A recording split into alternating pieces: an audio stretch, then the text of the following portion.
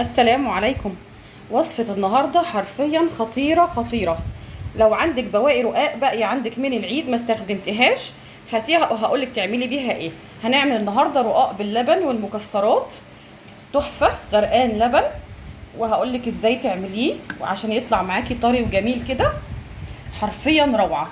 يلا بينا نبدأ. اللهم صل وسلم وبارك على سيدنا محمد وعلى آله وصحبه أجمعين. اول حاجه عملتها، دهنت الصينيه اللي انا هعمل فيها الرقاق، دهنتها سمنه. تاني حاجه، عندي هنا كوبايه ونص من اللبن اللي مغلي، هنزل عليه بمعلقتين كبار من السمنه. هحط السمنه مره واحده في اللبن، مش هقعد كل طبقه رقاق اقعد ادهن سمنه، لا. هنزل عليه باربع معالق من السكر، معلقتين كريم شانتيه كبار، اختياري مش لازم، يعني لو ما عندكيش خلاص مش لازم.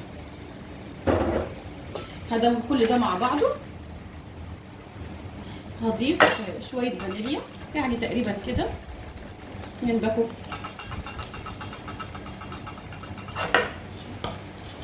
هبدا بقى اسقي الرقاق بتاعي.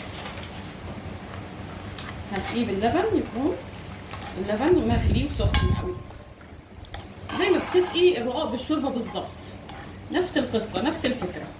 بس ده بدل ما يبقى حادق هيبقى مسكر، هيبقى عامل كده زي الفطير اللي هو بتجيبيه اسمه فطير تقريبا بغاشه، بيبقى فطير باللبن، هو هيبقى نفس الطعم تقريبا بالظبط.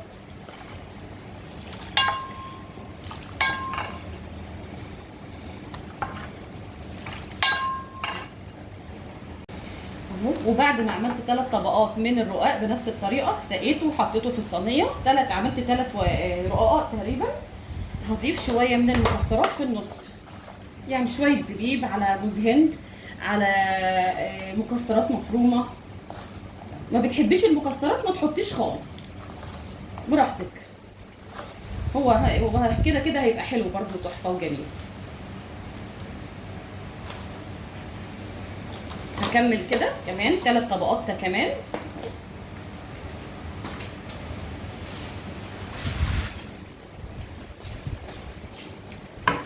وعلى فكره لو الرقاق مكسر عندك مفيش اي مشاكل، هو اصلا الوصفه دي بتتعمل من بواقي الرقاق اللي بتفضل عندك من العيد، بدل ما ترميها فبتعملي بيها ايه، حاجه مسكره، تعمليها باللبن.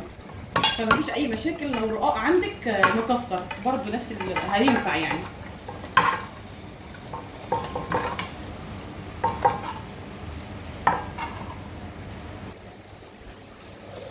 كده عملت ال3 طبقات الاخرانيين وحطيتهم وسقيتهم كويس جدا باللبن. خلي بالك اللبن لو برد منك ارجعي سخنيه على النار علشان تسقي الرقاق كويس جدا، ولو خلص منك زوديه شويه بس كده. واي لبن يفيد معاكي حطيه على الوش عادي، ما ترميهوش حرام، حطيه على الوش بس. وهندخلها الفرن بقى، فرن سخن على درجه حراره تقريبا 180، بيكون مسبق التسخين لحد ما وشها يحمر. اهي الرقاق وشه احمر وطلع من الفرن، بس في خطوه كده صغيره هعملها، فما تطفيش الفرن. حطي شويه من اللبن على الوش كده علشان الوش ما يبقاش معاكي ناشف، يبقى ايه طري وانتي بتقطعيه بس. ودخليه بقى الفرن تاني يشرب شويه اللبن دول، يعني 5 دقايق كمان لغايه ما تلاقيه شرب اللبن. طلعيه بقى وهقولك تعملي ايه تاني. اهو طلع من الفرن وقلبته في الصينيه في الطبق ده بس، وهو سخن اهو. قطعيه، بعد ما تقطعيه انزلي عليه بشويه لبن تاني بس كده. بعد ما حطيتي عليه اللبن وشرب اللبن بتاعه، هتنزلي عليه بشويه سكر بودره اهو. وده الشكل النهائي، هوريكم شكله ايه بعد ما قطعته في اطباق اهو.